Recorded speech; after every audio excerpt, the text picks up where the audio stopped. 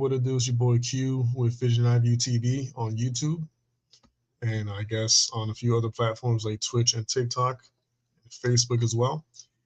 For those of you who are already here, first of all, who all is here? Because I never know until they start typing in the live chat. So I guess if the usual suspects are here, like Dead Twist and Brother Red and Runner, just let me know in the live chat. If you are new, definitely let me know. Oh, we got William.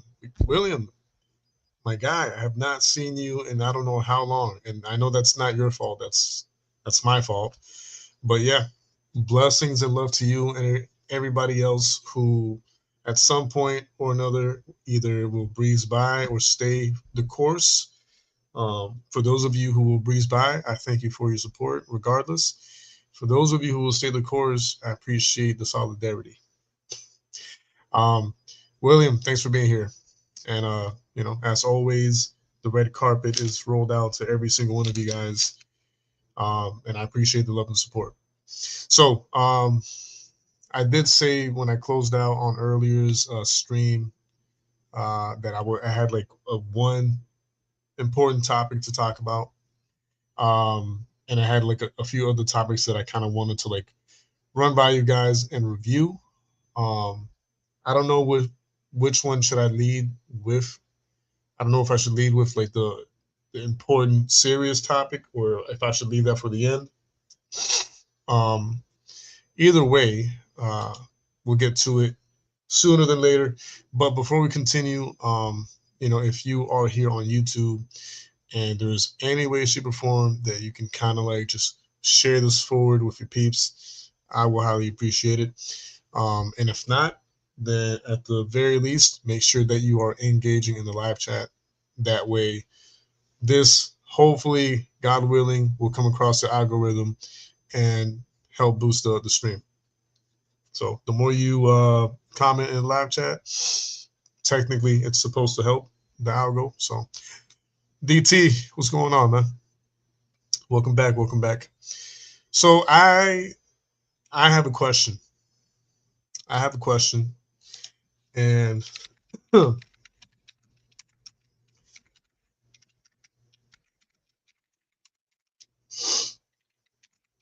it's an important one. And I just for fun, uh, just for fun, and I want to get a feel for my audience, right, and my supporters and all that. Um, and it's a topic that I want to tackle because so I was kind of inspired to ask this question um, from an episode of a show that I watch. I don't know how many here are familiar with the show Daredevil Born Again, right? Um, New show. We're on season 2. I forget what days the new episodes are released, but they already released episode 1 on season 2, and I've been watching from the very first season, obviously, and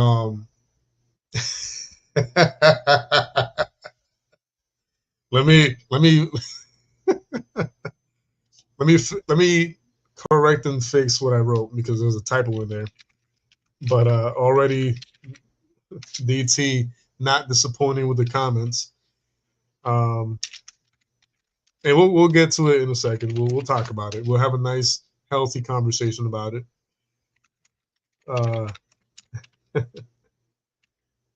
uh, it says which. Well, clearly you've never met my brother. um, okay, I think now I hopefully wrote it correctly. So the question, right, and this is part of, I guess, the important topic.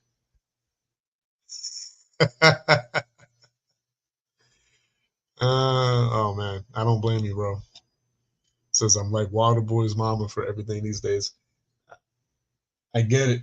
I do. I do understand, and I don't blame you. It's it's a wise way to live nowadays. I mean, that way you can kind of just protect yourself at all times, right?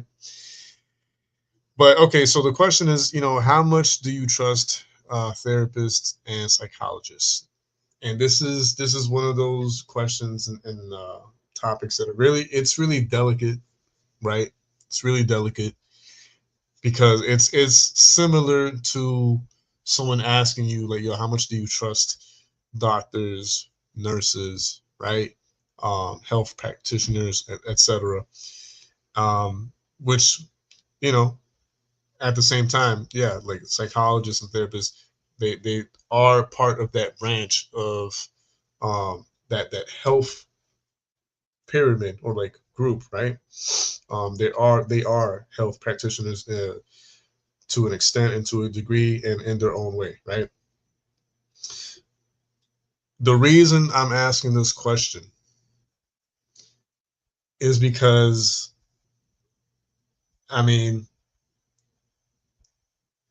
I want us to kind of like carefully like dissect what it all entails to trust a therapist, a psychologist, you know,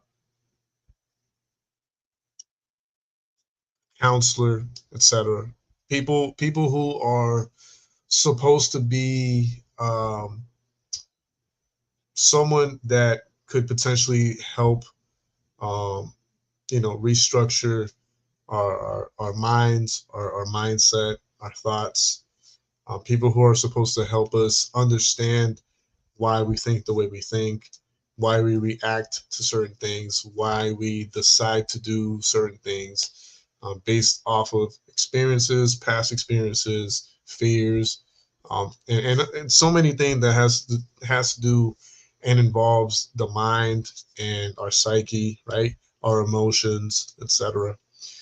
Um, and it's a very very delicate thing to trust a third party, like someone else other than family, right? Family or people that you already do trust, and have not given you any reason to not trust them, right? um, when I say family and all that, I mean an actual healthy family, a family where there hasn't been any friction, any trauma, etc. Um, and to trust someone outside of that scope, right?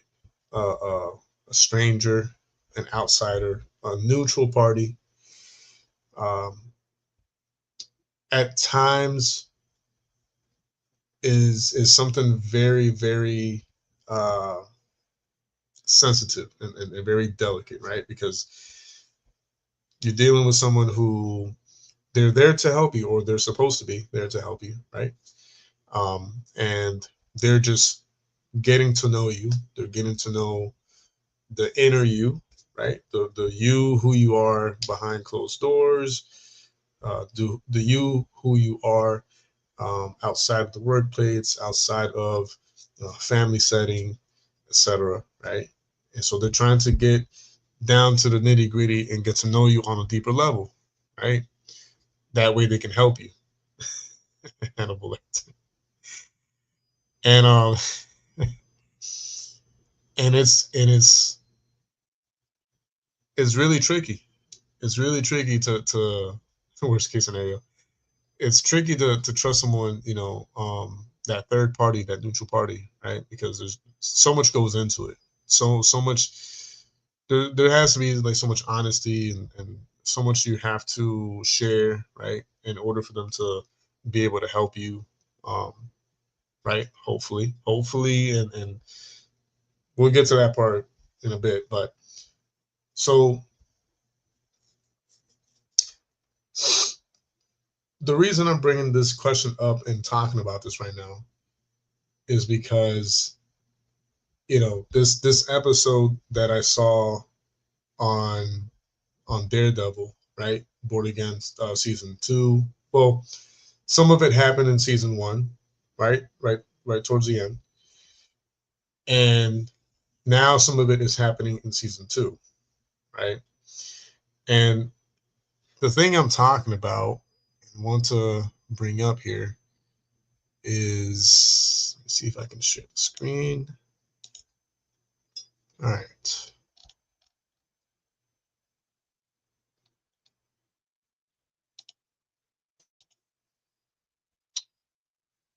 Okay. This right here. So that, ignore the little like summary text or whatever.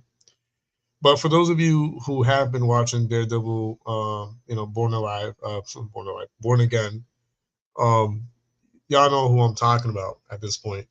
I'm talking about Matt Murdock's girlfriend or ex girlfriend now, the psychologist, um, Heather, right? Um, and it's a very interesting and sad story arc with her character, and it raised a lot of questions in my mind, because so I'm someone who I'm very fair. I'm very fair with when it comes to taking care of our mental health and our emotional health, right? And I'm someone who's never shied away from uh, getting right therapy or going to counseling, um, getting some type of help, as far as like psychologists and all that. I've never been one to shy away from it, and I've never been scared of it. It's just like a lot of other things that could help us in life. I consider it to be a useful, helpful, and potentially powerful tool, depending on you know how well that person is prepared and how much God is able to use that person, that therapist, that psychologist, um, to help us, right? So a lot of it. That's why I'm saying, like, I don't shy away from it, but ultimately I trust God wholeheartedly a lot more, than anybody, right? I trust God more than a therapist. I trust God more than a psychologist. I'll get to the point in a minute, but I'm just trying to make the point that I'm not someone who's like, oh, therapy. I don't need therapy. Like, I'm not that type of guy. There's a lot of men out there, and DT, if this is you, no offense, no shots fired. It's not personal, but there's a lot of guys and men out there who will deny getting help from a psychologist or therapist because they think that it's weird. They think that it's like, um, I don't know, like awkward. They think it's not necessary, right? I don't fall into that category. Like I don't mind using therapy as a tool to potentially help myself, if need be, and if I see that it is a viable route to just help better myself, like personal growth and all that. So but there are men out there who just they hear the word therapy and they automatically their eyes roll and they do a beeline and just speed out, like, oh, I don't need that, and then storm away, right? I don't fall into that category. I think that it could be useful, right? If and when it's used in a godly manner. That's the first thing. In a godly manner, and if it is a true, genuine person of God conducting the therapy sessions and conducting the counseling sessions, etc. Um, yeah, that's exactly what I'm getting at right now. Yeah, you say I'm sure it's good for some people as long as you find a good one or the Christian. Yeah, there are Christian therapists and counselors, but and this is my thing is like just because no rituals, just because someone says they're Christian, never take anyone's word for it. Never. Always pray before choosing your therapist. your psychologist, your counselor, um, and ask God for discernment, because a lot of people, well, there are some people who are in that field of psychology and therapy and counseling, that they are Christian by name, but they'll be like a new ager, right, masquerading as a Christian, or there'll be someone just who has infiltrated, right, by just labeling themselves as a Christian, but they're the complete opposite, right? So it's always pray for discernment, right? Yep, that's the spirit. Pray, pray, pray. And I mean, when you're in tune with the Holy Spirit, like, you'll almost immediately know and feel when someone is of God and when they're not. You'll have a gut feeling that something's off, right?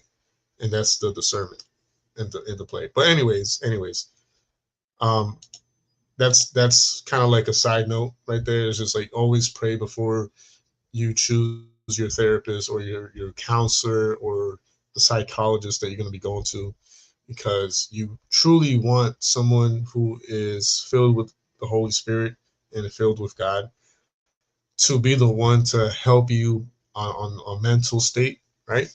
Because the mind is where everything starts. So if you have someone who is not of God, and they don't have God in their heart, and they are not filled with the Spirit, and they have their mind filled with nonsense, then what they're going to teach you to do is nonsense, right?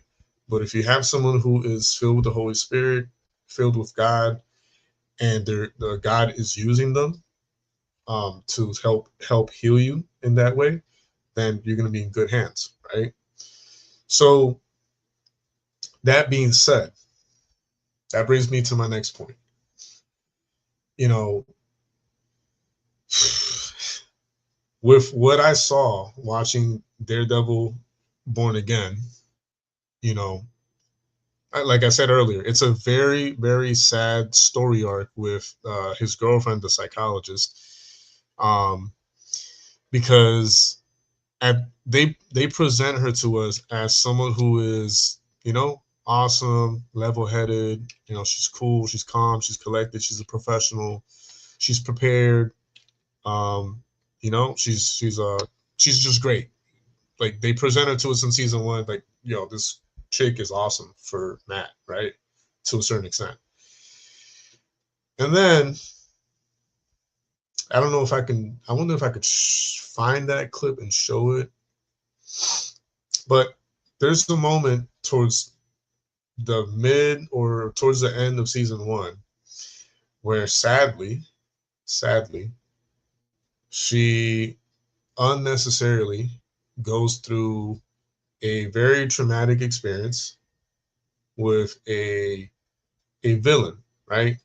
Who is masquerading as a, not a vigilante, because he would never made himself out to be a vigilante, but he was a villain who was masked.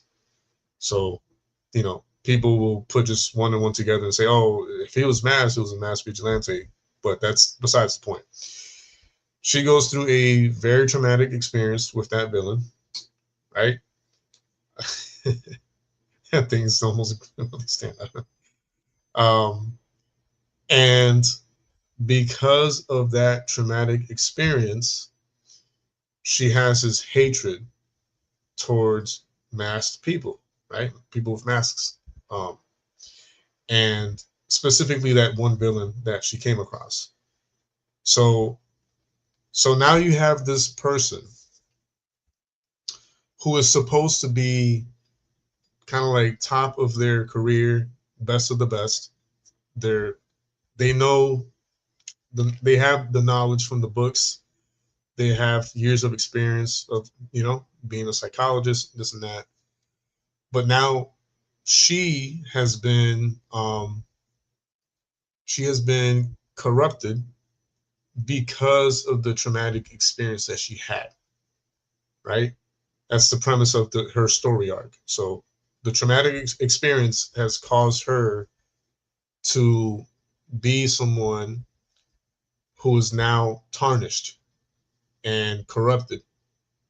And now they have this anger and bitterness and so many negative emotions running through them, which in turn causes her to do other people, innocent people, causes her to do them harm, right? And I'm about to show a clip in a moment, but after I show the clip, I'm gonna, start asking certain questions, because it's interesting. Like, what do you do when the person who you're trusting your mind and your emotions with, who's supposed to in turn help you, right? Help yourself because of their experience and their knowledge and all this other stuff.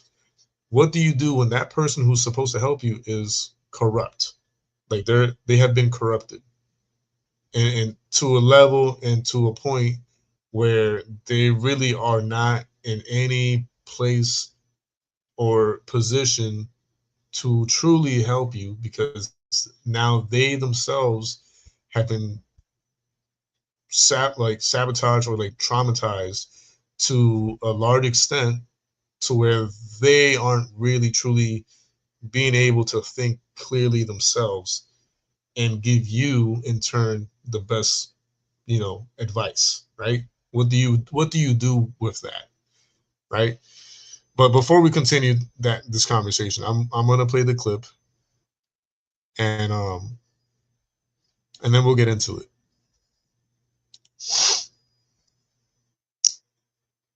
But as I play the clip, I do want you guys to think about that question. What do you do when the person who's supposed to help you professionally has been contaminated? They've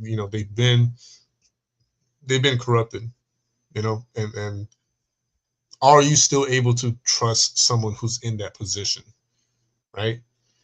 All right, here we go. Yeah. And I get a psychiatrist. I'm sorry. Psychiatrist. This evaluation is for your legal team at Murdoch and McDuffie. So this is after the traumatic event. This is way after she went through the event where, the villain did what he did to her, right? And scarred her, both literally and figuratively and emotionally. But yeah. As well as the district attorney. I'm just an impartial observer here. Oh, please, Dr. Glenn, impartial? That's cheeky. What exactly is here?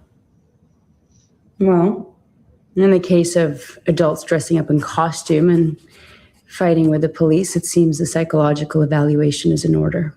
An absurd accusation, which I categorically deny. Mr. Duquesne, are you saying that you're not the vigilante known as the swordsman? I'm saying District Attorney Hochberg will have to prove that in court.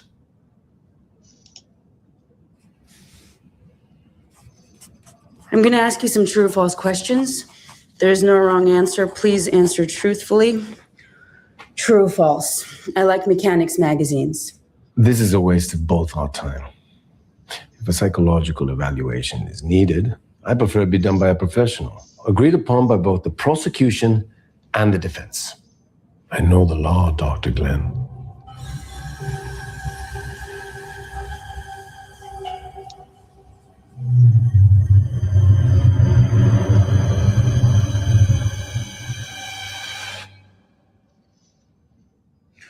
Do you?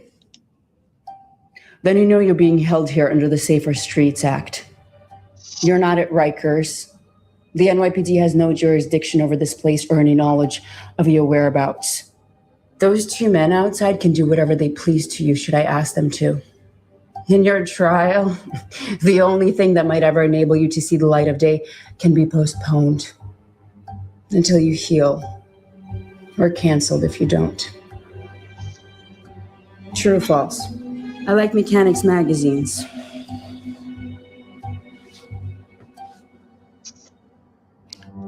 False. Okay. I asked for a lawyer. So, you know, they showed a few things. They showed that she was taking anything that he said and would exaggerate on paper the feeling that he was portraying, right? Or whatever he said, she kind of like ex- expanded on a very extreme level, um, and try to paint a picture to a negative extreme, right?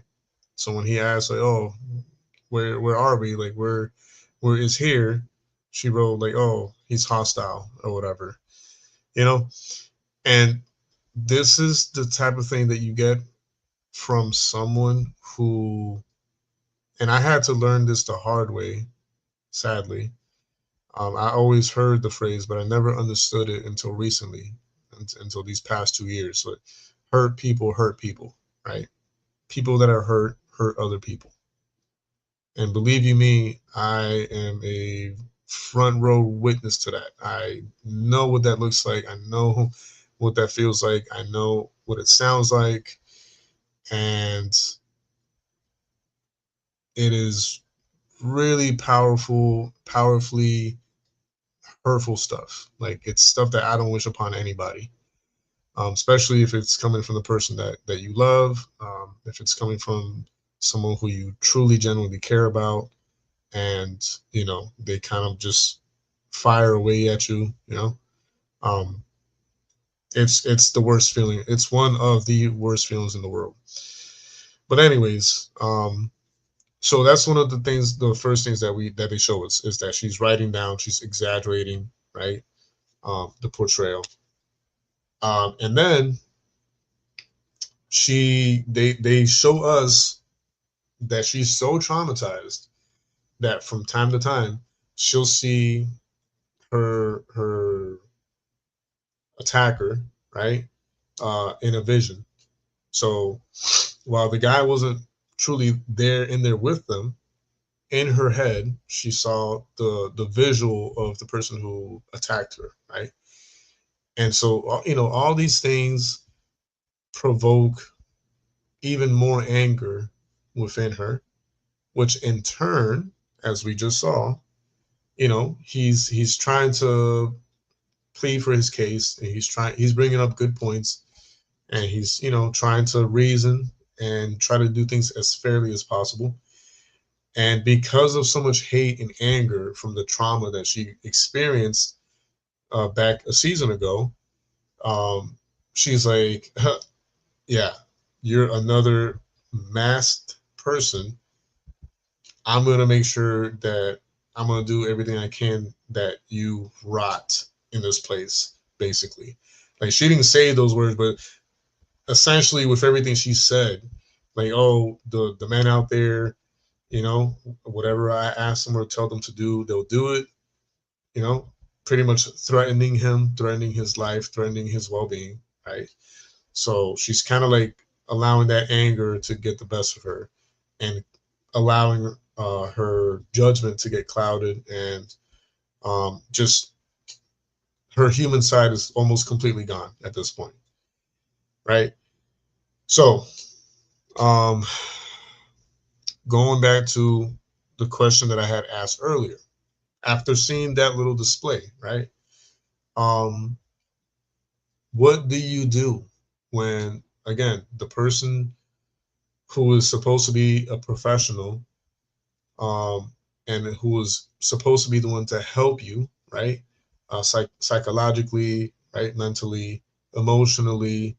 What do you do when that person has been corrupted because of trauma, and they're not in the best place to help you because their own judgment is clouded by anger, hatred, um, and so many other things that stem from that trauma?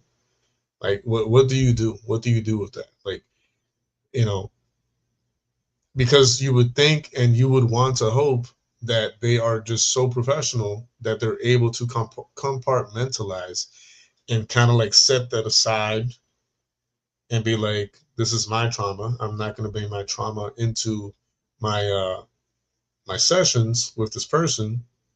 But realistically,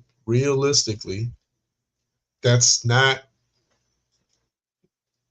they can vow to do that and they can plead to do that. Like, oh, it's our promise to like never allow our personal lives to interfere, blah, blah, blah, blah, blah. They could say that all day. But if we're being honest and truthful, we're all human. And any trauma and any feelings and emotions, no matter how professional someone might be, it's very easy for those things to seep in, you know, through the sessions and potentially harm us, the person who's seeking help, instead of helping us, right? So I guess my question right now is like, just how much are we truly able and capable of trusting, um, psychologists, therapists, um, psychiatrists, etc. I forget what the difference is between the psychologist and psychiatrist. I think the psychiatrist can um, prescribe you medications and the psychologist can't, or vice versa. But the difference is little to none. Um, but yeah, I would love to hear from you guys, like what, from your own opinion and perspective, like if you were someone seeking help and this is the best person available to help you, but now you've been presented with the fact that um, they themselves had gone through a traumatic experience recently, right? How much of that trust are you willing to put in the hands of that person, right? I think it's a very important thing to ask, because like nowadays, like mental health has become such a known necessity, right?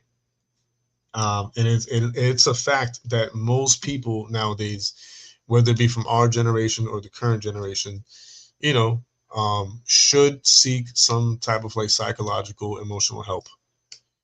Um, but it's kind of hard to do that when realistically, most people out there are going through their own crisis, their own traumas, their own battles, even professionals. Uh, well, what do you mean by that, DT? I kind of know why you're saying that. I know you're not talking about the psychiatrist or Are you talking about like in general, like if someone in general betrays you, um, don't trust them anymore, but forgive them and move on and pray for them? Are you talking about like in general, like people in your personal life, day to day, like family, friends, etc., or what do you mean by that? Man, all this time and I forgot to put music in the background, bro. This is so. You would think by now I'd be on top of my game again, but I'm slacking still. Come on, Q. Get your head in the game.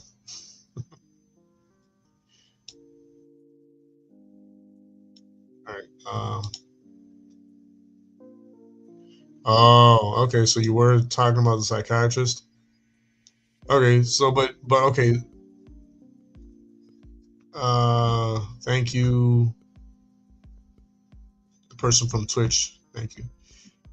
Um. So, but how would you know if a psychiatrist betrays you? You know what I mean? Because like with people in general in your day to day life, yeah, I can see how you can easily tell when they have betrayed you, because you have to, eventually um, talk with the person and you experience life with them, right? And so eventually you'll find out if they have betrayed you, whether they tell you themselves or you just find out on your own, right? But how would you find that out with psychiatrists or psychologists or therapists or counselors? What would that look like?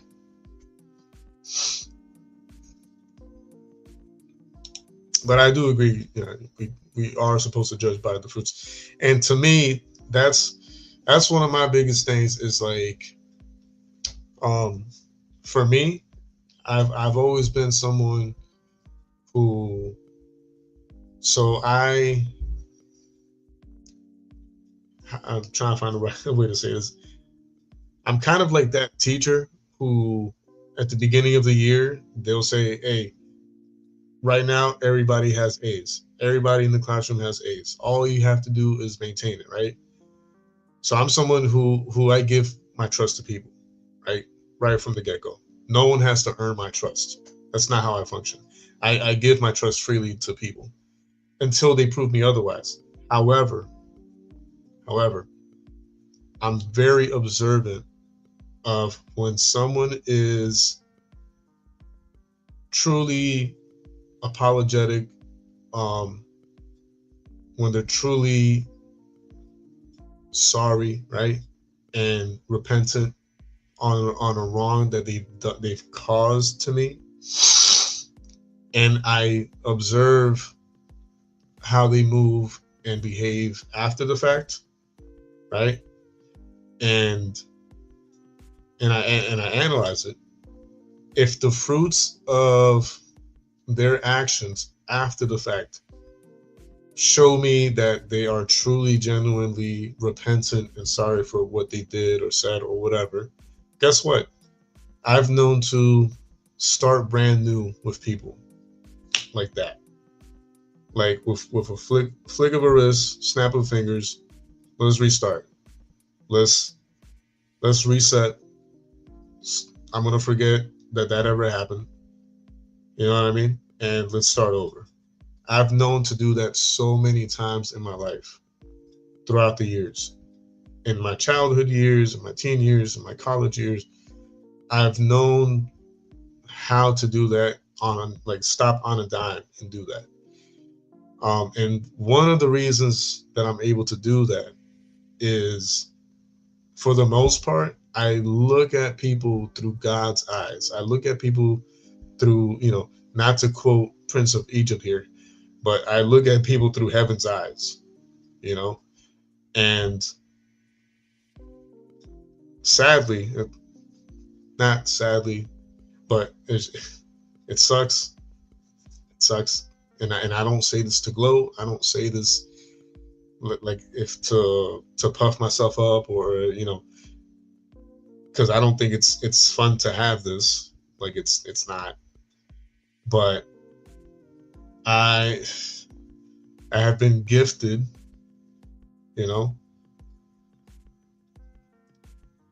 God's heart, in the sense that I really am someone who believes in every day, the same way God's mercy is new every day, is the same way I am with people.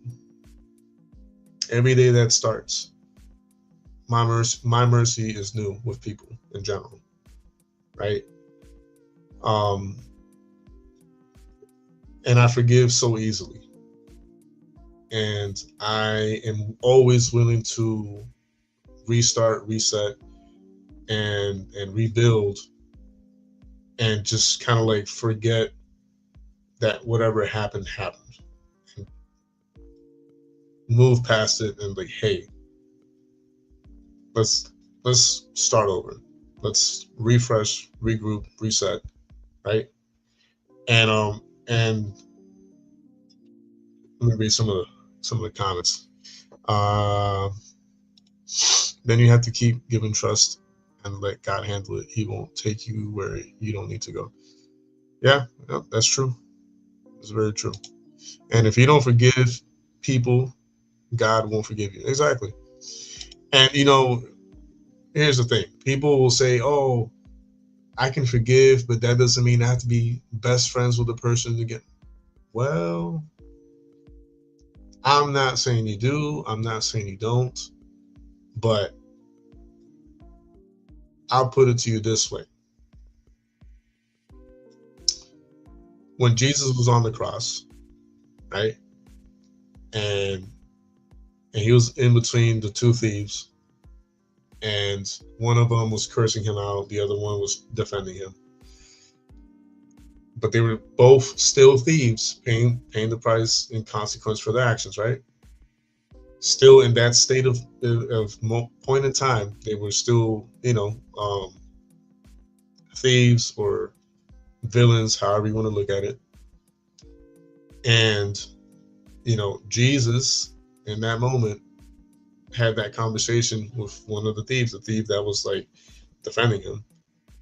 And he forgave him, right? He forgave him. And in that moment was like, guess what? Like in this very moment, like once you die or whatever, you're going to be with me in paradise. So like, not only did he forgive the guy, right, who's clearly a villain, it was clearly a criminal, right, and was paying the price and consequence for his actions. Not only did he forgive him, but he was like, yo, you're going to be with me in paradise. I'm sorry. You don't invite you don't invite someone who you don't consider a friend or best friend to paradise. Like, and I understand people when they say, oh, I can forgive, but that doesn't mean I have to be best friends with them again. I understand the mindset. Like, I understand, right?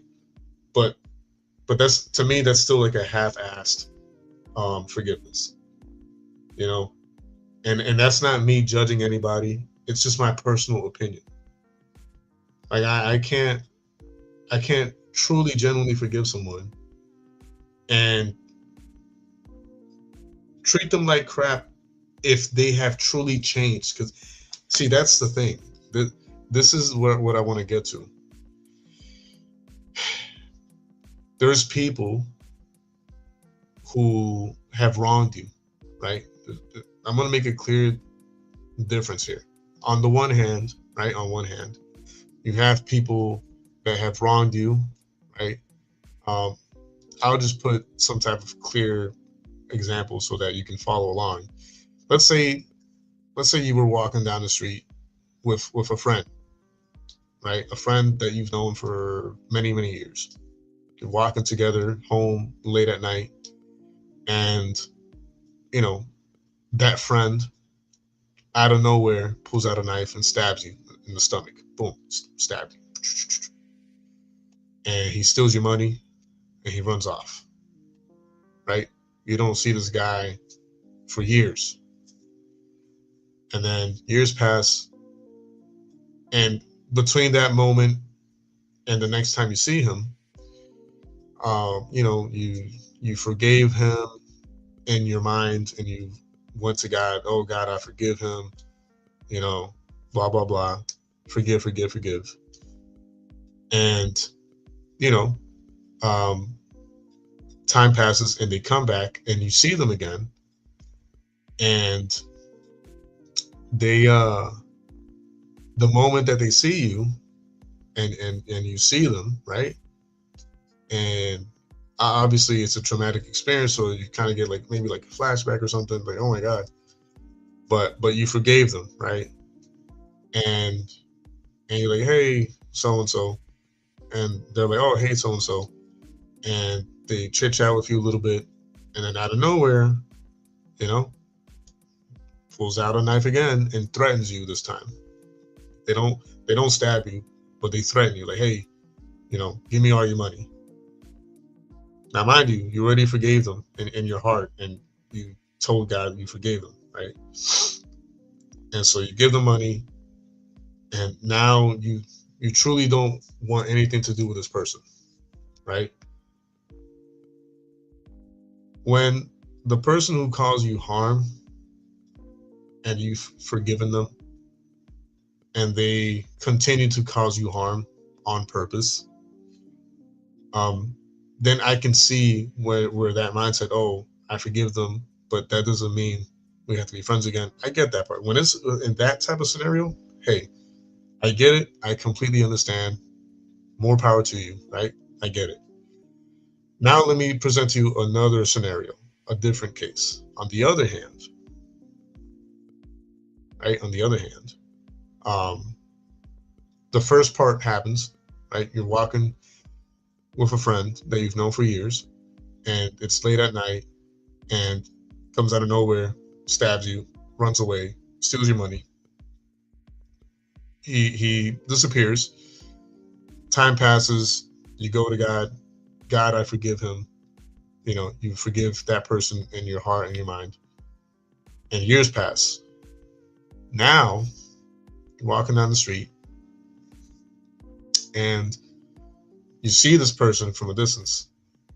Same thing. You get flashbacks. Oh, that's the person. That's my friend who stabbed me, right? And stole my money, but I forgave him, right? And then he comes close to you, and he's like, "Yo, so and so, I've been wanting to see you for like the longest time. I've been wanting to see you for years. I wanted to like tell you like how sorry I am like for what happened. I'm so sorry. I don't deserve like your time right now. I don't really deserve your anything, but I wanted to like I was hoping and praying that I would like come across you so I can like ask for forgiveness and tell you everything that's happened ever since. You know how I repented from that. I came to God. Like I'm Christian now. I'm converted. Like I've been going to church. I'm doing this and that. I'm doing things for God. Um, and I wanted to like share with you everything that God's been doing in my life and etc. Like that person wants to do is bless you, right? In that moment. And they're a completely different person than what they were when what happened, right? Now, it would not make sense for you to be like, oh, I forgive them, but I don't need to be friends with them again. Well, in this instance, why would you not want to be friends with that person if they've been transformed, if they have truly like changed for the better, and God has truly genuinely transformed them, right? And you see the fruits of God's labor in their life, and you see that they are an entirely different person altogether. Why would you prohibit yourself from having a friendship with the better version of that person? It doesn't make any sense. So that's where I'm like, I tell people, that's when you say, oh, I forgive them, but I don't need to be friends with them, when they're truly changed. Again, there's a difference. When they have truly changed for the better and they've been transformed by the power of God, and you can sense and see and experience that transformation, right? Denying them friendship is a half-ass forgiveness, in my opinion, because there's no reason why you should prohibit yourself from having friendship with a transformed person. Correct. Only if they're truly repentant. Correct. And that's something that you will see, you will hear, you will feel. That's not something that you can easily disguise or lie about. Again, it all goes back to discernment, right? If they aren't, you're asking for it.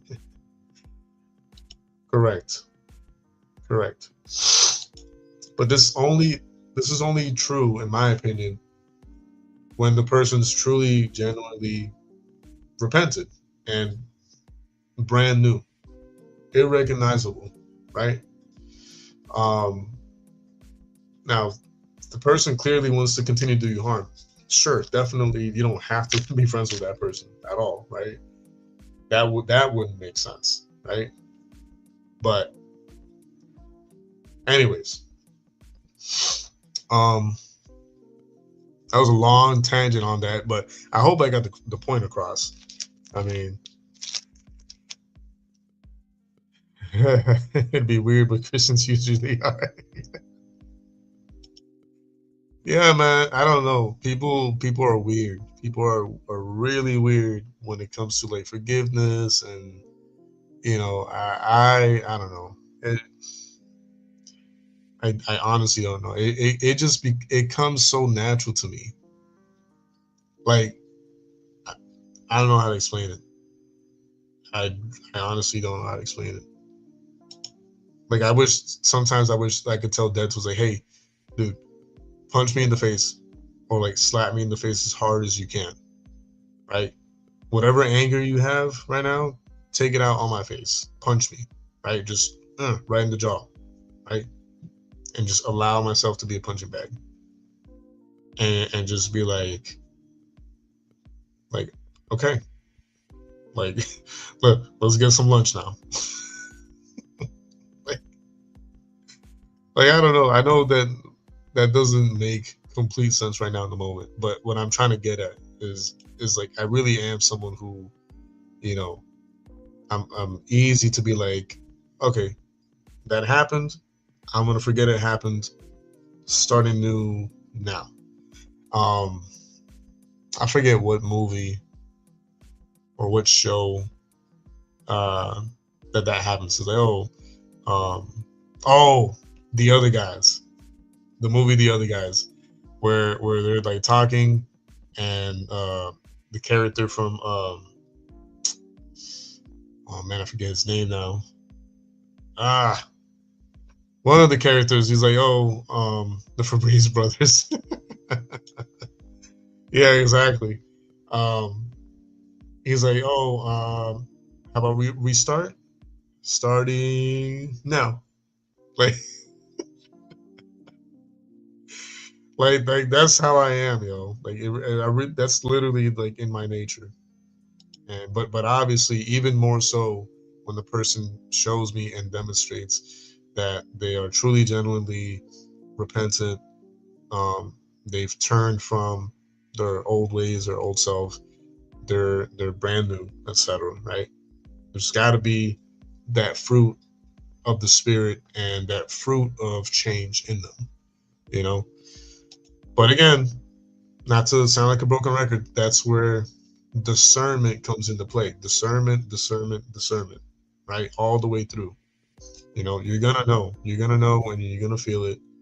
And sometimes even just like by viewing them, you'll kind of like get a sense of like, they're lying, they're deceiving, or like no, it's legit.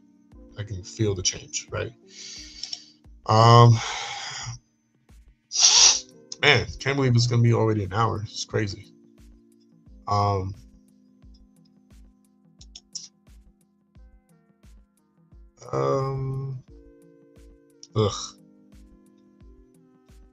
I was gonna share something about Lady Gaga and her mayhem ball, but I don't know. I might just share the video that from a call for an uprising that DT told me about earlier. So I'll share that video instead. All right. So let's move this. All right. I don't know. She ain't no lady. I'll tell you that much. But apparently she's having a tour, and it's just filled with like gothic, weird crap, dark, demonic stuff as always, per usual. I don't even know if I'm gonna cover that tonight.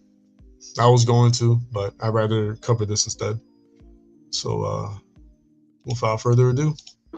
YouTube says it has had enough of vaccine misinformation. Right place. Secret societies. Mystery religion. This is a call for an uprising. Welcome to today's show.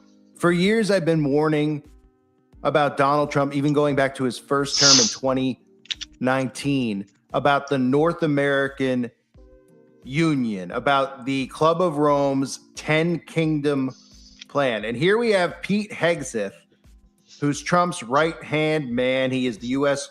War Secretary, talking about Donald Trump unveiling a plan for the greater North America. So the North American Union, you could call it that. You can call it the 10 Kingdom Plan, which is what it really is, which I'll get into momentarily. And the Club of Rome, as I have talked about for years, for those of you who haven't heard, I highly recommend you pay attention. But now they're calling it the greater North America, of course. It's kind of funny because we know about the greater Israel as well, and Israel, North America, almost one in the same. Obviously, we know that they are working side by side here to bring about a new world order, even though the magatards and all of these alt-right media talking heads are clueless about what's really going on. Yet they get promoted, they get talked about, they end up at the White House because they're doing their job. They're distracting you from what Donald Trump is bringing in. The left and right are both completely controlled. For those of you that don't get it, your vote doesn't count. The left and right is a system created to keep us divided, and that's exactly what's happening. Because if you're in the right and you hear me talking, you automatically think I'm a liberal or a Democrat. And guess what? I'm not. And most of the people listening to my channel are not either, because we're not under hypnotism. We're not under mind control. We know what the great American experiment is.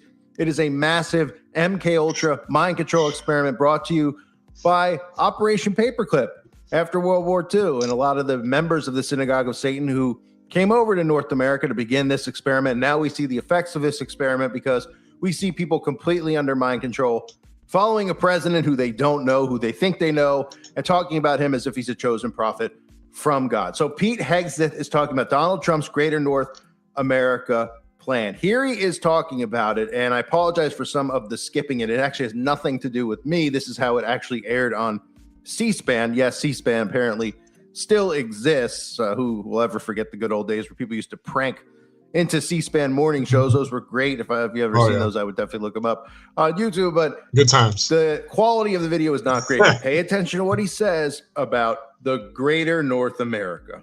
That is why President Trump has drawn a new strategic map from Greenland to the Gulf of America to the Panama Canal and its surrounding countries. At the Department of War, we call this strategic map the greater North America. Why?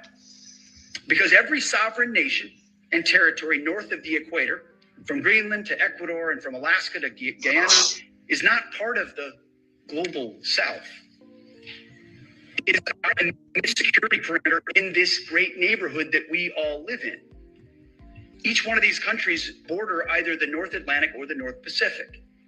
Each one of these countries sits north of the two basic geographic barriers that exist in this region: the Amazon and Andes Mountains. This is basic geography that we don't teach in schools as much as we should. And it restores our north-south relations, and we must get it right. In the north, the United States must enhance posture and presence in cooperation with you and our sovereign partners to defend our shared immediate security perimeter. In the south, meaning south of the equator, the other side of this great neighborhood, we will strengthen partnerships through increased burden sharing. This will enable you to take a greater role to defend the South Atlantic and the South Pacific, and to secure critical infrastructure and resources in partnership with us and other Western nations. This is what we did in World War II, just like we sunk ships with torpedoes in World War II. At the Department of War, we called it the quarter sphere defense. And we will do this again. So I've warned about this for years. I've warned about all of the things that they're doing when they talk to you about Greenland and Canada. This is a long-standing plan that they've had. They don't give you any reasons for this, right? Trump becomes president. All of a sudden, he says what? He says, we will go as far as we have to get control of Greenland. And nobody says, why? What do we need Greenland for? He says, well, we need their resources. And everybody goes, okay, Trump says we need their resources. Then Greenland should bow down to the United States of America, because none of these people understand what the New World Order is really about. They think that they do. Most of these conservatives think that they're awake to the globalists and the New World Order. Yet Donald Trump is bringing in artificial intelligence governance with these data centers and everything else that he's doing to destroy the United States of America, as far as division, as far as trusting in human beings, as far as bringing in all of this advanced technology, uncensored, ungoverned artificial intelligence for the time being, all this stuff that he's talked about where AI is allowed to do whatever it wants, all brought to you by Donald Trump, which is exactly how the United Nations drew it up and the World Economic Forum, because they had governance is the new world order. So he came in and he talked about acquiring Greenland. Then he came in and he said, hey, we also want Canada. We want Canada to become the 51st state. That's the narrative we've constantly heard. And that's because this right here, the Club of Rome, the regionalized adaptive model for the global world system, this has existed for decades. This is what the plan looks like. North American Union, the United States, Canada, and Greenland all merged as one. It's also biblical because this is the 10 kingdom plan. That's what it's called. We know in Daniel, mentioning of the 10 horns and the 10 kings, right? We know in the book of Revelation, 10 kings, 10 horns. Of course, this is referencing the 10 kings representing kingdoms or powers that arise from a final world empire. And these kingdoms and kings will share power with the beast before ultimately giving. Quick pause, because so obviously this is at a grander scale type of strategy, right? But we see a little bit of that in shows like Fallout, where, you know, there's different regions that hold some type of like quote unquote kingdom, right, of their people within like the same land, just different parts of, or like regions of that land. They each cover some type of like radius of like rule, right? And literally one of them is like a Roman Empire type like group. It's crazy. I forget their names. And I mean, eventually it'll be just like that here. Like, you know, I don't want to put a number to it, but something like that could and would happen in like a few decades, you know, a couple of decades. Yeah, that is true. And I was talking to my sister about that a few days ago. I was like, you know, it's not that it's necessarily a bad thing, but yeah, that is something that's been noticeable, that they're kind of like been like keeping to themselves. One wonders if that's, you know, like strategic, or if that's just the way of the culture and how they are. You know, there's so many reasons. Hopefully it's not for a bad reason, you know. Yeah, on the map too. I wonder if I can, I'll let it run there. But yeah, I'll get back to what I was saying earlier later, but just wanted to kind of like make a side note to that I noticed in shows and movies, that they kind of show something similar on a smaller scale. Authority to him. So we look at the Club of Rome, okay? The Club of Rome never gets mentioned. We always hear about the World Economic Forum, the Bilderbergs. The Club of Rome is very important to pay attention to. Trump, a Jesuit himself. Who are the founders of the Club of Rome? Well, one of them is David Rockefeller. Now, these are books that are shown on the website for the Club of Rome, okay? Goals for Mankind, Reshaping the International Order, Mankind at the Turning Point, The Limits to Growth. So if you're someone out there that's speculating about that map and you're saying, where that map just got pulled out of nowhere, this Club of Rome map, this 10 kingdom plan, the book Mankind at the Turning Point I happen to own from 1975. Of course, I own it for research purposes, as I've purchased many of these books over the years to study the plan of the enemy. These are pictures from inside of that specific book where they show you the regionalization of the world system. And you can see it right there with North America. Brief on world system, computer model. This is all inside of that specific book. Now, there's been other models out there that show you the exact same thing. Following World War II, this map came out, the post-war New World Map. How's that sound? It's a New World Order map, and you could see specific specifically on here. Now, the addition of Mexico is on this map, but you also see Canada and the US as one, as well as Greenland at the top. Okay. This is the post-war New World map. So there's different adaptations of it, but they all have the same thing.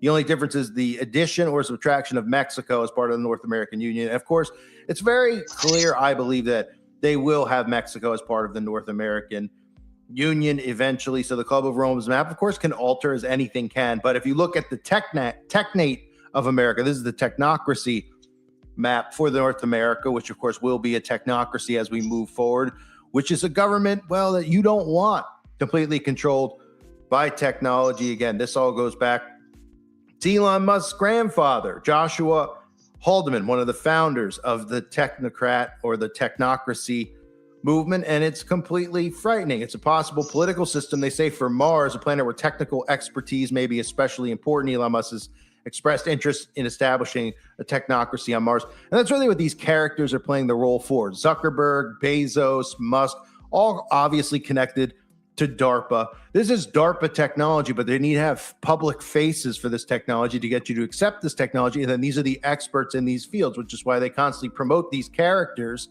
and tell you that, oh, they're so smart here. Oh, this guy's so smart there. Oh, these guys are geniuses. Let's listen to them lecture us on how you could become a billionaire like them. It's all facade. It's all fictional stories, just like Zuckerberg's story of how he came up with Facebook. Okay, Facebook was created by the government, the Pentagon, LifeLog project. It was going on for a long period of time that they created it. The exact LifeLog project shut down on the exact same day Facebook opened. It's the same exact blueprint, the same exact layout. That's what LifeLog is. And then Zuckerberg became the face of it, and they needed to immediately make a movie about it because they needed you to believe that this wasn't government technology that was created to track you, to know what you're thinking. Because remember, people go, well, know what I'm thinking. Well, think about what people post on Facebook. They post their thoughts, how they're feeling, right? That's literally like being inside your mind.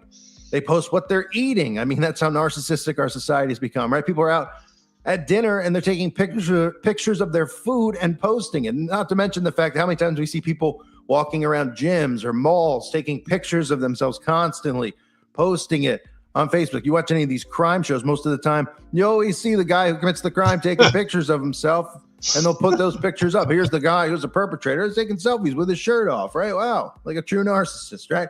That's what our society, that's what technology has created, and this is what the government has obviously wanted. So technocracy here, these are going to be the faces of the technocracy, guys like Elon Musk, when they bring down the system that we currently have in place. And Elon Musk is talking about make the Mars technocracy real. How many times we hear Elon Musk talk about Mars and all these sheeple in the MAGA crowd cheer, completely clueless, right? These are the same people who will question whether or not we went to the moon. Now, we all know we didn't go to the moon, and I'll probably be covering this charade coming up on April Fool's Day of going back to the moon, because it's absolutely, I mean, it's so in your face that they chose April 1st.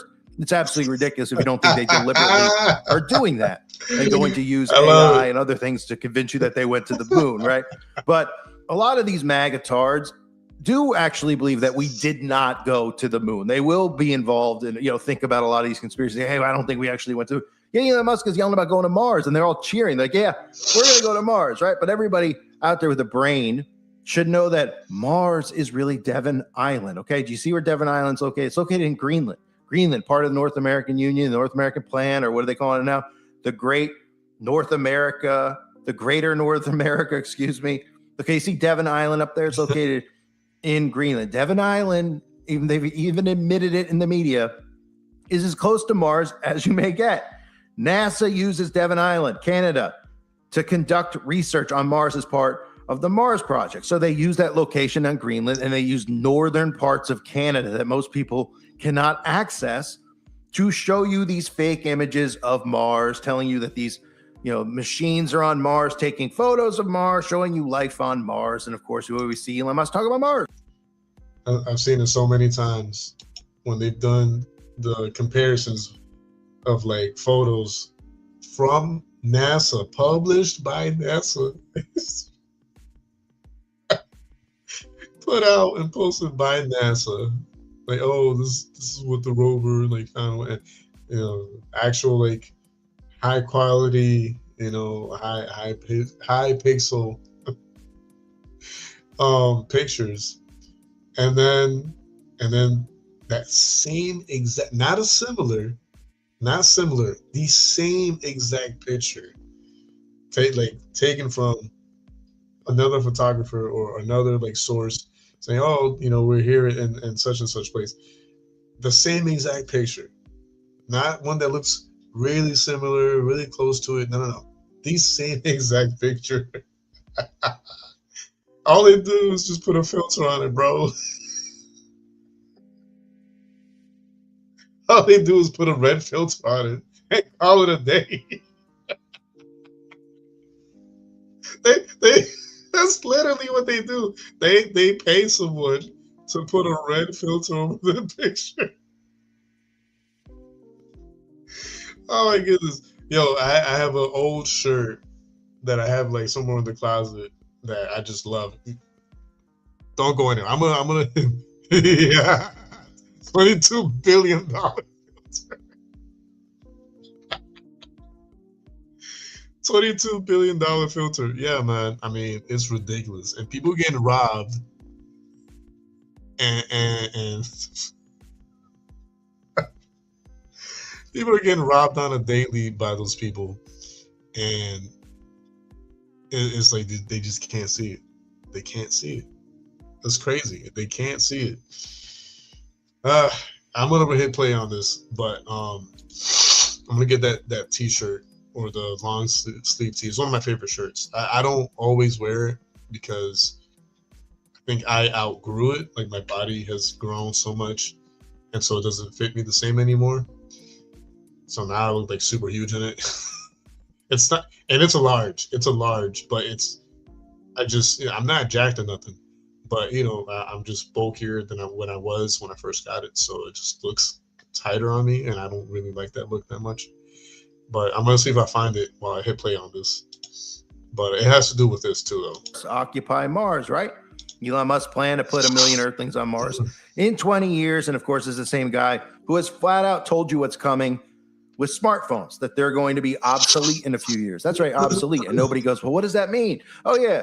Oh, it's going to be obsolete. So you're not going to have phones anymore? People are like, oh, it's not going to have phones anymore. Oh, well, when all of a sudden you can't buy a phone because they don't let you have a phone because they're telling you that BCIs like Neuralink are the way forward, brain-computer interfaces, you're going to say, well, I won't get that. I'm just going to keep my phone. Right, until, of course, you see everybody else with one, and then your phone gets shut off, like the old flip phones that they don't allow you to have anymore. Or phone, think about some of the phones from those Blackberries and stuff from the early 2000s that don't exist anymore, right? They become obsolete. They make them obsolete. So they force you in, and you're going to go, oh my gosh, life without my phone, life without my technology. Blah, blah, blah, blah. Oh, look, it's safe. It's not the mark of the beast. I'll take it. I'll get this stuff in my body. I'll suddenly turn myself into a battery like they tell me in the Matrix. I'll become nothing more than a machine. And of course, that's what it's about, mixing man and machine. So this has all been written. I've talked about this as well. In the science fiction novel, Werner von Braun writes about a futuristic people who would colonize Mars, talking about transhumanists, and who would be led by someone called the Elon, okay? That's the book Project Mars. It was written by Werner von Braun, who is also one of the founders of what? Of NASA. So it's all right in front of you. We live in a fictional facade reality. But what's important to note here is the greater North America. I've said that this will get brought in, and people have said, no, it's not going to get brought in. And now he's been bringing it in because all he's been doing is conditioning you with the Canada and Greenland talk. That's what you've been getting, conditioned, right? Repetition is the key to mind control. So he just hear Trump constantly talk about acquiring Greenland and turning Canada into one of the, a United States of America, 51st state, right? Is that the quote? We want you to be the 51st state, right? That's because he's doing this to tell you, oh, well, he's doing it because he's a bully. He's doing it because he doesn't like the politics in Canada, and Canada's ripping us off with tariffs and all this stuff. And Greenland has resources, right? He's doing it because this is what the blueprint has been for the New World Order. That's what it looks like, the 10 kingdom plan of Rome. And it's biblical because we hear of 10 horns and 10 kings and 10 kingdoms. These are the 10 kingdoms. United States of America, whether Mexico's a part of it or not, which again, I believe could easily be included. If you actually look closely at the technocracy map, you'll also notice at the very tippy top of that map on South America, you'll notice that Venezuela on the technocracy map is also read. What a coincidence that we went in and we supposedly captured the president of Venezuela and supposedly put him in jail. And Trump talked about how Venezuela was going to be ours and we're taking control of Venezuela, right? Well, it's looking more and more like the technate of America is becoming a reality, but it is still really the 10 kingdom plan, just altered. And that's what it's going to look like, folks, as we bring in a new world order right in front of your eyes. I mean, think about all this stuff. Them openly talking about a greater North America. And all these people were supposed to be awake to conspiracies, awake to these things that aren't really conspiracies, which are reality. They don't read these things. They don't look into these things. They just listen to whatever Trump says. It's called tickling of the ears, really. They get their ears tickled. Right? Trump cracks jokes about trannies. That's all they need to hear. They smile. They laugh. They're like, he's the best. He can't do any wrong, right? Oh, as he brings in a new world order, as he brings in data centers, which will not only deplete resources, which will enslave us, as he wants to bring in a digital ID. He's already mentioned it multiple times. I've done multiple videos on it. He talks about bringing in 6G under your skin. I've covered that many times. These videos are available on the website for anybody who's not on the website at callfornuprising.com. You can go look at all this stuff. All of these things are part of the New World Order plan. These are all things I've talked about years in advance. So this isn't some attack on, oh, Donald Trump because you like Donald Trump. This is part of the problem, the idol worship. These people idolize Donald Trump. They idolize a lot of these people. And they go, I don't idolize them. Oh, yes, they do. They absolutely idolize them. They love these people. They think that these people are here for them, right? It gives them hope. But they should be putting their hope in Christ, not putting their hope. Rising.com brings in a new world order. Really conspiracies, which are reality. They don't read more like the technate of America is becoming a reality, but it is still really the 10 kingdom plan, just altered. And that's what it's going to look like, folks, as we bring in a new world order right in front of your eyes. I mean, think about all this stuff. Them openly talking about a greater North America. And all these people were supposed to be awake to conspiracies, awake to these things that aren't really conspiracies, which are reality. They don't read these things. They don't look into these things. They just listen to whatever Trump says. It's called tickling of the ears, really. They get their ears tickled. Right? Trump cracks jokes about trannies. That's all they need to hear. They smile. Interesting. Okay, so yeah, I think I see what you're saying. You're saying that instead of them forming part of, who knows? Is that what you mean? How technically they could be part of, along with, like, you know, the surrounding territory, but instead, no matter like how small they are, they're kind of just operating on them, like, for themselves. Like, is that what you meant? Okay. Yeah, I see what you're saying. And that, yeah, that is odd, especially for such a small territory that they have. You would think it would make sense to join the bigger territories, right? But I guess not. I guess they know what they're doing and they don't need help. You know? I mean, hey, they do have Goku, you know, and Gohan and Piccolo and Vegeta. So I think they'll be fine. I think that's probably why they think, you know what, we got this. You know, Goku has saved the world one too many times. Like, we're good. Like, we don't necessarily need to join anybody. Like, you know, call them back and just be like, look, nah, we're good. Godzilla. They got Samurai Jack. They got Godzilla. Who else they got? They got a big roster. I'm not gonna lie. They got some impressive dudes. They got that one ninja from the PlayStation game. I forget what the game's called, but you know, they got that guy. I don't know. I forget. It's Jet Li. They got Tom Cruise. What? They got Tom Cruise. What? Do they? Is he like part Japanese? I don't even want to know at this point. I don't. Never mind. I even asked. But that'd be savage if they did have Tom Cruise, because he does his own stunts, people. So they laugh. They're like, he's the best. He can't do any wrong, right? Oh, as he brings in a new world, as he brings in data centers, which will not only deplete resources, which will enslave us. As he wants to bring in a digital ID. He's already mentioned it multiple times. I've done multiple videos on it. He talks about bringing in 6G under your skin. I've covered that many times. These videos are available on the website for anybody who's not on the website at callforunuprising.com. You can go look at all this stuff. All of these things are part of the New World Order plan. These are all things I've talked about years in advance. So this isn't some attack on, oh, Donald Trump because you like Donald Trump. This is part of the problem, the idol worship. These people idolize Donald Trump. They idolize a lot of these people. And they go, I don't idolize them. Oh, yes, they do. They absolutely idolize them. They love these people. They think that these people are here for them, right? It gives them hope, but they should be putting their hope in Christ, not putting their hope in man. But they do put their hope in man, but then they tell you that they're not. They're like, I'm not, I don't, I put it in Christ, right?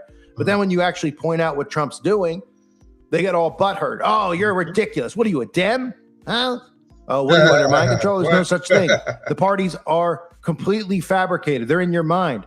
All Democrats and Republicans are members of the same secret societies. They all network and work together, which is why even sometimes you'll see them out together laughing like Obama and Trump, right? All this stuff with Obama and Trump. Oh, he's not an American citizen. Oh, we need to throw Trump in jail and impeach him, right? I didn't seem to care too much about that when they're sitting side by side laughing, right? At Jimmy Carter's funeral, giggling it up, tickling each other, right?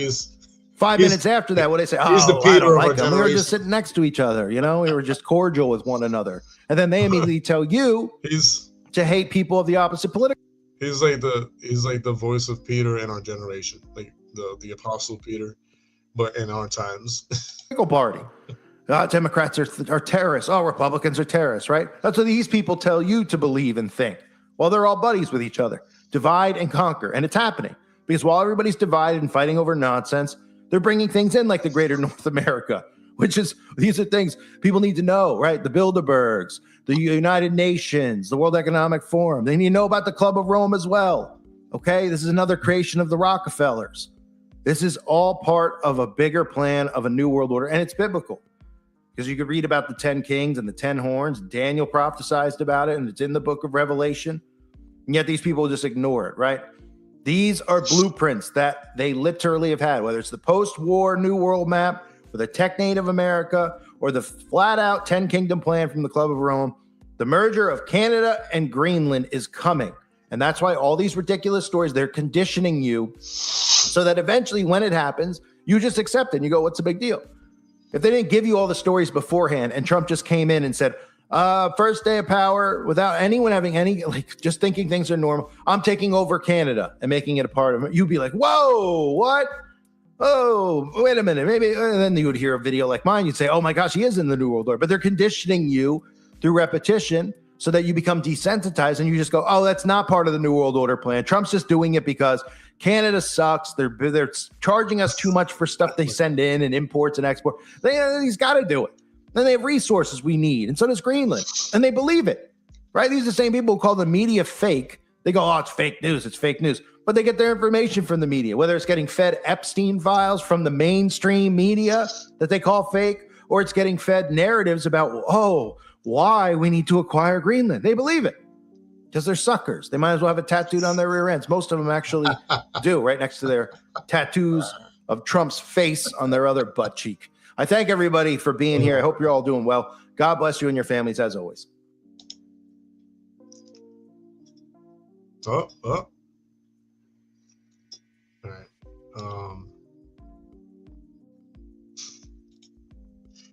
You know what's crazy is like, I don't know, man. Like, I even to this day, I've always wanted to like visit Canada. Like, I've always wanted to like just 1 week at the very least, just kind of like visit, go sightseeing, you know, and because Canada has a lot of beautiful places. Like, it's crazy and it's massive. Long game 4D chess. Yeah, but that's the thing though, bro. That's the thing is, one of these days I'll get my hands on some of their books and documentation and you know, but a lot of their plans were put in place like centuries ago. Like, I would even dare say close to the moment of would it be conception or inception? from the very beginnings of their group, right, of their sect.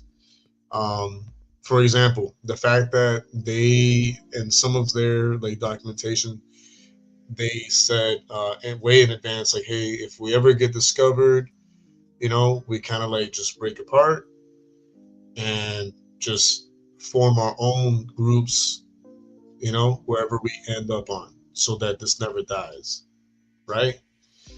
So that alone, the fact that the group, you know, vowed and promised and swore into that type of strategy, like, oh, like if we get caught or if we're forced to like spread out and split apart, kind of similar. I don't like to make this comparison, but it, like, in a very terrible, evil way, it's kind of like an aberration of like the gospel, whereas like or Hydra, where you can kill one head, but two more grow in its place or whatever, right? It's the same thing with them. They vow to, if and whenever they get caught or close to getting caught, they'll just boom, spread out and just plant their own little groups and just ensure that their plan and strategy was kept alive the entire time. Yeah, I forgot about that. Yeah. Guys got a sense of humor. Yeah. It's like kind of like warning shots from God that they, because of also the grace of God, they were able to just kind of like let loose afterwards. But there's warning shots. There's always warning shots, especially when it comes to like, this group who's trying to like take over the world. Basically, it's like there's gonna be lots of warning shots to them, like, hey, don't do this, don't do this, maybe you shouldn't do this, hey, maybe think about this, hey, final warning, extra final warning, double extra final warning, you really shouldn't be doing this, you should stop while you're ahead, please stop, please stop, please stop. You won't stop, try to stop. So many warning shots, but they just, they just take advantage of God's mercy and God's grace, and they think they're gonna win at the end of the day. That's the funny part. The enemy has led them to believe that they're gonna have the last laugh and win, but they're not. God always has the final laugh. God always has the final laugh against evil, against wrongdoers, against, Satanists, against people who just want to see God's people burn.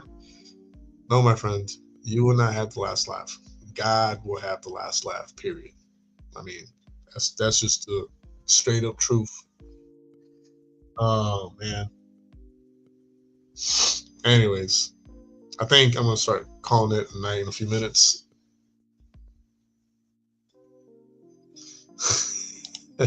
Those have to have scorched. Yeah. I mean, just, when the enemy blinds you and you see nothing but prosperity on this life, I mean, in this life, and so many other things, so many promises, right?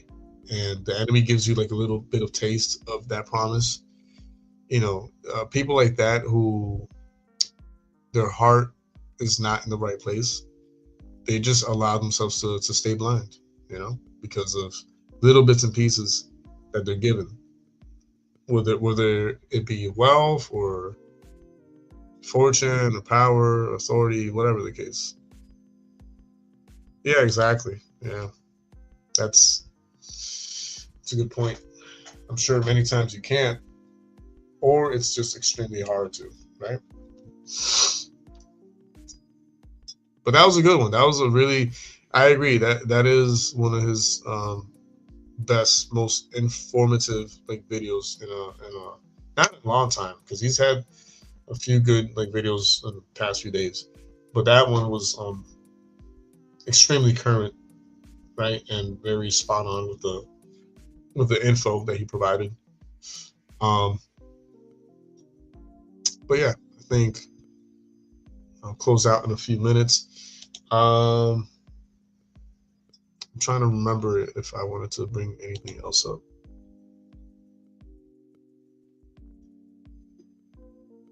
I already talked about this.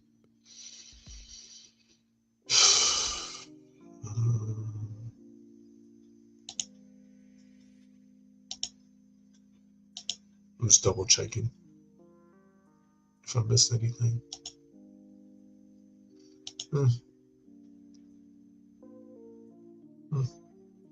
Like, there's other stuff that I was going to bring up, but it's not that important, really.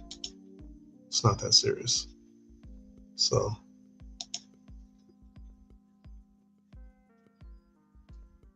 Elon is connected. Like, what do you mean about the new?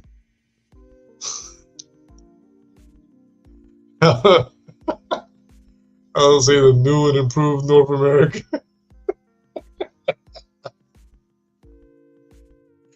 I know it's not what it is, but like, I don't know if it's because like it's almost like the end of the night, and it's the new and improved North America project. Grandpa wants his dad's creep. Oh, okay. I see what you're saying. I think that's been talked about numerous times in recent years. Yeah, and I don't doubt it. Listen, it's the same thing with the entertainment industry, like nepotism, government plans, industry plans. Like, I don't know, man.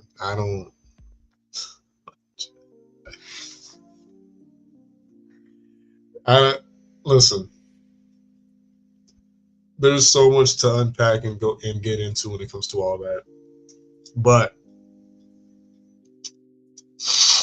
essentially, if you're connected in any way, shape, or form to the elites, right, then 9 times out of 10, if they can use you as a face for something, they will.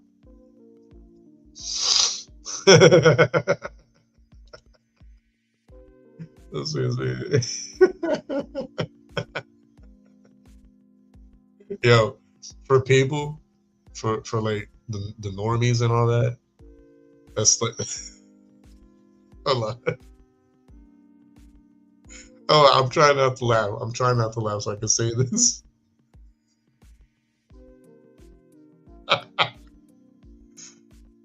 For like the normies and like the sheeple, that's like an equivalent to like that's like an equivalent of like going to a park and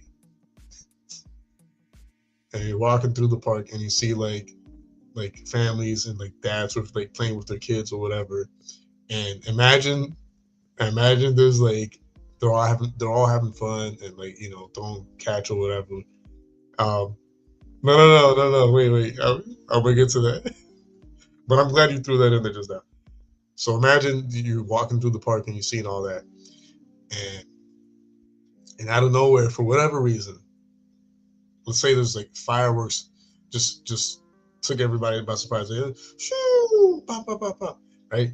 And now there's like a huge like silence in the park and in the crowd, because they're all like like amazed at like the fireworks, like looking, and there's a huge silence, right? And then you rip the loudest fart that you've ripped in your entire life,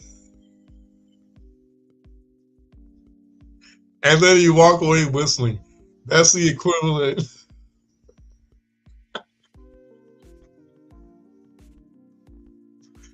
the equivalent of saying that and just walking away. You rip the loudest fart that you've ripped in your entire life, and then you just walk away whistling, bro. Like, and just like everybody just like.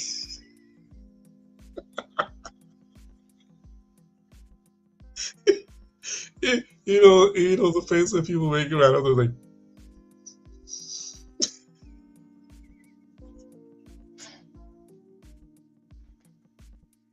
and they just stare at you. They just stare at you like gross. Yo, that's literally what I feel like people feel when someone says like, yo, like, God is real, space is fake, Earth is flat.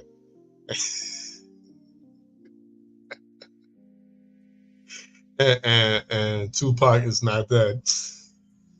Like, you throw in that little extra at the very end just for the like WTF moment. Like, yo, there should be a T-shirt like with all those truths, just like one line after another. You know, God is real, hell is real, right? The Earth is flat, right? We've never been to space, like, well, we've never been to the moon, right? And Tupac is still alive.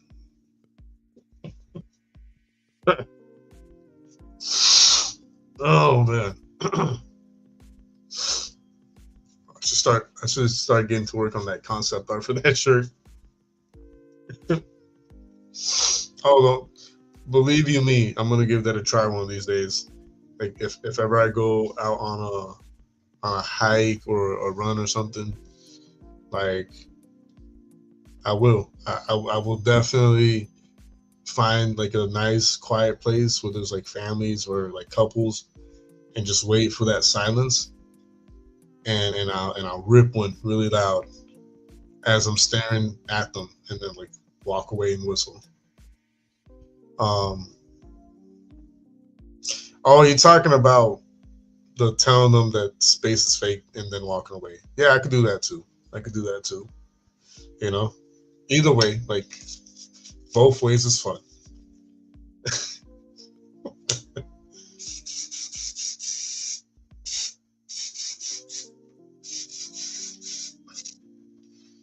Oh man.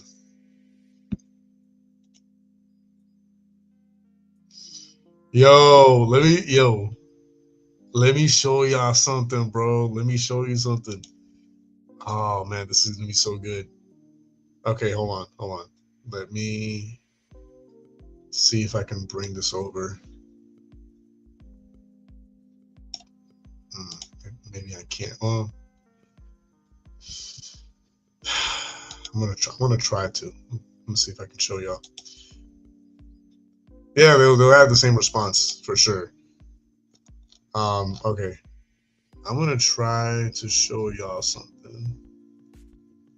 I think. Okay, yeah, here we go.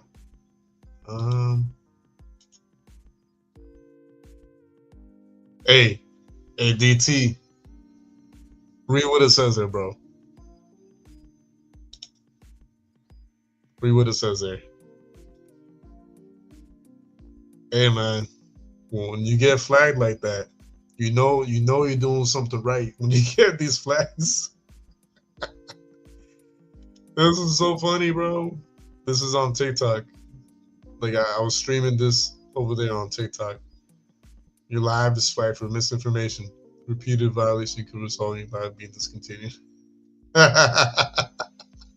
So it must be true. Sure, I wear that like a badge of honor. Oh my goodness, bro. Restricted for some audiences. Okay. Your live contains themes that some may find uncomfortable and has been restricted. Reason misinformation. Sure, buddy. Sure. Anyways, we're gonna end it on that note, I guess. Misinformation. anyways, yo, DT, thanks for being here all the way through. I appreciate you.